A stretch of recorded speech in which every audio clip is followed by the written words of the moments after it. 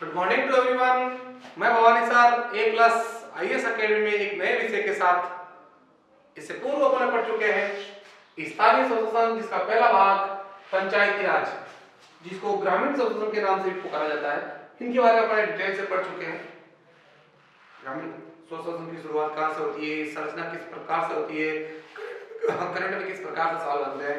आज हम पढ़ेंगे इसी से जस्ट जुड़ा हुआ सब्जेक्ट और एक टॉपिक है नगरीय स्वशासन। जैसे अपने पास टॉपिक आता है नगरीय स्वशासन, अपने दिमाग में वो सवाल होना चाहिए जो इससे लेकर जो पूछे गए। नगरीय स्वशासन जैसे टॉपिक अपने पास आया, इस टॉपिक से जुड़े हुए कंपटीशन में वही 3 प्रकार के सवाल। इसकी पृष्ठभूमि यानी भारत में पहला नगरीय निकाय कौन सा था, प्रथम नगरपालिका की स्थापना कहां पर की गई, प्रथम नगरपालिका कहां पर बनी, या फिर सवाल आ गया प्रथम नगरपालिका के चुनाव कब हुए, पहला नगरीय निकाय मंत्री कौन था। कई बार क्या करा, इनको छोड़ दिया और प्रावधान में से सवाल आ गए। क्या आ गया कि संशोधन में नगरीय स्वशासन को नगरीय निकाय, नगरीय स्वशासन जिनके पहले प्रकार के सवाल, इसकी पृष्ठभूमि में से आने वाले सवाल। जैसे सिंपल सा सवाल बन गया, भारत का पहला नगरीय निकाय कहां तो मद्रास में खोला गया।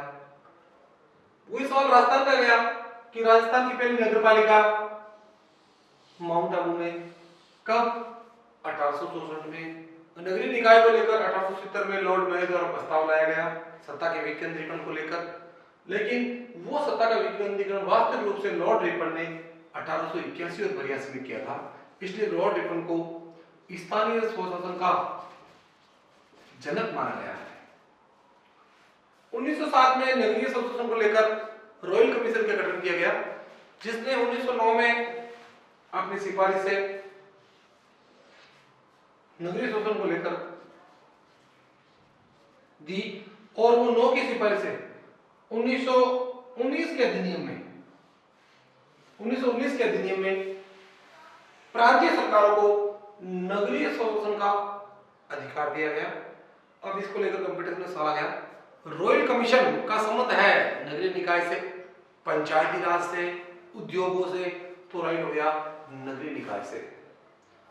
अगली बार आ गया 1919 के अधिनियम में नगरीय निकाय को केंद्र को सौंपा गया, प्रांतों को सौंपा गया, स्वायत्त बनाए गए, तो केंद्र को सौंपा, प्रांतों को सौंपा गया। उसी प्रकार आजादी के बाद नगरपालिका अधिनियम 1951 में बनाए गए। ये पहले प्रकार के सवाल की पृष्ठभूमि में से कई बार कुछ भी नहीं पूछते और सवाल आ जाता है इनके प्रावधान में से, यानी संविधान में नगरीय निकाय को लेकर क्या प्रावधान किए गए। तो इसको लेकर इस प्रकार से है कि राजीव गांधी के प्रयासों से 65वां संवैधानिक संशोधन लाया गया, लेकिन किसी कारणवश ये लागू नहीं हुआ। फिर 74वां संवैधानिक संशोधन पीवी नरसिंह राव के समय संविधान में संशोधन किया गया, जिसे 1 जून 1993 को लागू किया गया। पहला सवाल यहीं से बन गया, नगरीय निकाय या नगरीय स्वशासन संबंधी संशोधन है तो 74वां संवैधानिक संशोधन कब लागू हुआ, 1 जून 1993 को। 74वें संवैधानिक संशोधन में नगरीय निकाय को कौन से अनुसूची में डाला गया, 12वीं अनुसूची में। कौन से भाग में डाला गया, भाग 9 के। कौन से अनुच्छेद 243 पी से जेड जे तक, यानी कुल 18 अनुच्छेद, जिसको लेकर अक्सर सवाल आते हैं। 74वां संवैधानिक संशोधन में कौन सी अनुसूची, तो 12वीं अनुसूची। 12वीं अनुसूची का संबंध है तो नगरीय निकाय से। अगली बार अगर भाग 9 के का संबंध है तो भी नगरीय निकाय से। अनुच्छेद 243 पी से जेड तक, जेड जी तक, यानी कुल 18 अनुच्छेद का संबंध है तो भी नगरीय निकाय से। 74वें संवैधानिक संशोधन में नगरीय निकाय को कितने विषय दिए गए, 18। नगरीय निकाय को जनसंख्या के आधार पर 3 भागों में बांट दिया। अगर नगर 5 लाख से बड़ा है तो नगर निगम, 1 लाख से 5 लाख के बीच में है तो नगर परिषद, और वही नगर 20,000 से 1 लाख के बीच में है तो नगर पालिकाएं। इन नगरीय स्वशासन को वित्त की व्यवस्था क्या मिलेगी, कहां से इनकी फंडिंग होगी, तो उसके लिए राज्य वित्त आयोग होगा, वो सिफारिश करेगा। जिस प्रकार पंचायती राज को, उसी प्रकार नगरीय निकाय को भी, जिसका गठन राज्यपाल के द्वारा 5 वर्ष के लिए होगा। प्रथम राज्य वित्त आयोग के अध्यक्ष कृष्ण कुमार गोयल थे। वर्तमान में छठा राज्य वित्त आयोग चल रहा है जिसका अध्यक्ष प्रद्युमन सिंह है। ये 5 वर्ष के लिए होता है। इन नगरीय निकाय के चुनाव के लिए राज्य निर्वाचन आयुक्त होगा जिसकी नियुक्ति भी राज्यपाल के द्वारा की जाएगी 5 वर्ष से 65 के लिए। प्रथम राज्य निर्वाचन आयुक्त अमर सिंह राठौड़। इसको लेकर भी सवाल आ गया, क्या गया, नगरीय संसद के चुनाव कराए जाते हैं तो राज्य निर्वाचन आयुक्त द्वारा। राज्य निर्वाचन आयुक्त की नियुक्ति कौन करता है? राज्यपाल करता है। कितने वर्ष के लिए करता है? तो 5 वर्ष या 65 वर्ष की आयु।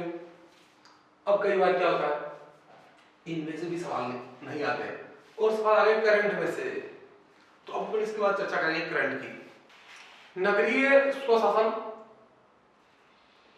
होता क्या है, कई बार अपने नगरीय प्रशासन का संवैधानिक 74वां संशोधन पढ़ लिया, इनकी पृष्ठभूमि पढ़ ली, सारे नगरीय निकाय के कंठस्थ कर लिए पुराने इतिहास वगैरह, लेकिन सवाल करंट में से आ गया। क्या सवाल आ गया? वर्तमान में नगरीय स्वायत्त मंत्री कौन है? टॉपिक पूरा क्लियर कर लिया आपने, नगरीय स्वशासन, पंचायती राज, लेकिन सवाल कहां से आ गया?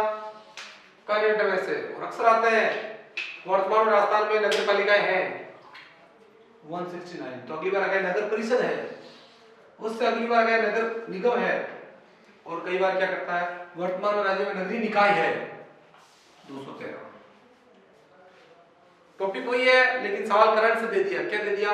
वर्तमान में राज्य वित्त आयोग चल रहा है छठा। अगली बार आ गया वर्तमान में छठे वित्त आयोग के अध्यक्ष प्रद्युमन सिंह। दूसरे अगली बार पूछे वर्तमान में राज्य निर्वाचन आयुक्त कौन है? डॉक्टर मधुकर गुप्ता। या फिर किसी नगर में या नगरीय निकाय में हाल ही में पुनः चुनाव हुए हैं या राइट टू रिकॉल, इस प्रकार की कोई घटना है, जैसे एक बार मांगरोल 12 में हुई थी, तो उस समय सवाल आ गया था राजस्थान में किस शहर में पहली बार राइट टू रिकॉल के तहत डॉक्टर अशोक जैन को हटाया गया, तो मांगरोल। तो करंट में जो भी चर्चित घटनाएं होती है वो किसी नगरीय निकाय को लेकर है, तो उसको लेकर अक्सर सवाल आ जाता है। तो टॉपिक भले एक ही हो लेकिन तीनों टॉपिक में हम लोग पकड़ रखनी है। नंबर 1 पृष्ठभूमि,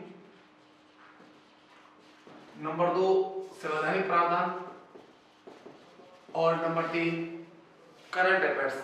अगर तीनों पे अपनी पकड़ होगी तब अपना टॉपिक क्लियर होगा, नगरीय स्वशासन। उसके बाद अपन नेक्स्ट टॉपिक लेंगे जो भी अपने सिलेबस में है,